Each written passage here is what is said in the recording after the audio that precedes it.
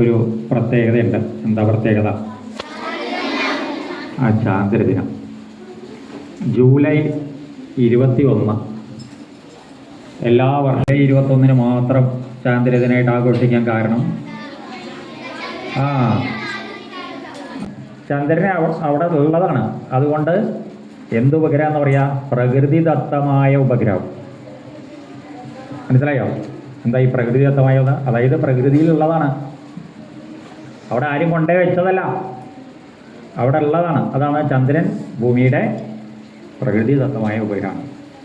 ഇവിടെ നമുക്ക് എന്തായിട്ട് കണക്കാക്കാം? അമാവാസി കഴിഞ്ഞു.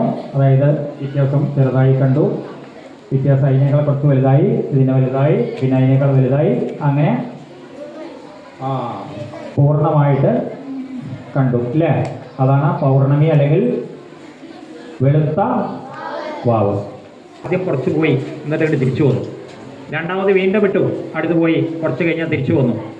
അങ്ങനെ പോയിട്ട് ആദ്യം പോയതിനേക്കാൾ കൂടുതൽ ദൂരം അടുത്തത് പോയി, പിന്നെ അതിനേക്കാൾ പോയി, പിന്നെ അതിനേക്കാൾ പോയി, അങ്ങനെ പോയിട്ട് കുറേ തവണ പോയി. ഇപ്പോൾ ഒരു 10-11 തവണ, 11ാമത്തെ തവണയൊക്കെ ആയപ്പോൾ എന്താ ഉണ്ടായത്?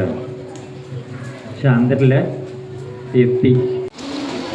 ഭൂമിയുടെ നേരെ നടുക്കൊരു കിണറുണ്ടാക്കിയിട്ട് ആ കിണറിലൂടെ ഒരു പന്ത് താഴേക്കിട്ടാൽ എന്തു സംഭവിക്കും?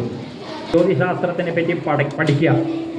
പിന്നെ ഈ ബഹിരാകാശത്തേക്ക് പോകുന്നതിൻ്റെ ആ ഗവേഷണത്തിൻ്റെ പ്രാധാന്യം, പിന്നെ മനുഷ്യൻ്റെ ആദ്യം ആ ചന്ദ്രനിലേക്ക് എത്തിയ ആ യാത്ര, അതൊക്കെ അതിനെ പറ്റിയിട്ടുള്ള അതിൻ്റെ പ്രസക്തി, അതെന്താണ് അതിൻ്റെ പ്രസക്തി, ഇതിനെക്കുറിച്ചൊക്കെ കൂടുതൽ ആൾക്കാരെ ഓർമ്മിപ്പിക്കാനും അതിൻ്റെ അവബോധം കുട്ടികളിൽ ഇതിനെപ്പറ്റിയൊക്കെ അങ്ങനെയൊക്കെ ഉണ്ട് കാര്യങ്ങളൊക്കെ മനസ്സിലാക്കാൻ വേണ്ടിയിട്ടും ഇതൊക്കെയാണ്. ഇതിനൊക്കെ വേണ്ടിയിട്ടാണ് ഈ ദിനം ചാന്ദ്രദിനമായിട്ട് ആഘോഷിക്കും.